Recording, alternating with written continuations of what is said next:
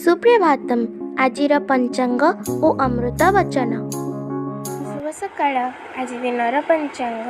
ଆଜି ଶ୍ରୀ ଶ୍ୱେତବରାହ କଳ୍ପର ବୈବସ୍ୱତ ମନ୍ୱନ୍ତର ଦ୍ୱିତୀୟପରାର୍ଦ୍ଧ ଉତ୍ତରାୟଣ ଗ୍ରୀଷ୍ମ ଋତୁ ଜ୍ୟେଷ୍ଠ ମଳମାସ ଶୁକ୍ଳପକ୍ଷ ଚତୁର୍ଥୀ ତିଥି ବୁଧବାର ଚୁକାବ୍ଦ 5128 ବିକ୍ରମ ସମ୍ବତ 2083 ମଇ ମାସର 20 ତାରିଖ।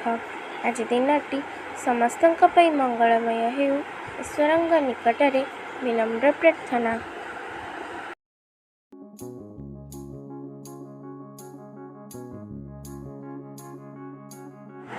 ହିନ୍ଦୁ ମୁସଲମାନ ଖ୍ରୀଷ୍ଟ ବୁଝିଲେ ସବୁ ଏକ, ଏକ ଧର୍ମାବଲମ୍ବୀ ସର୍ବେ ସର୍ବେ ଈଶ୍ୱରାତ୍ମିକ। ଭକତିର ବିଦ୍ୟା ଗୋଟିକ ପଢ଼ା ପଢ଼ିରେ ନାହିଁ, ପ୍ରେମ ଭାବକ ବିଦ୍ୟା ପଢ଼ା ବହୁତ ଦୂରେ ଥାଇ।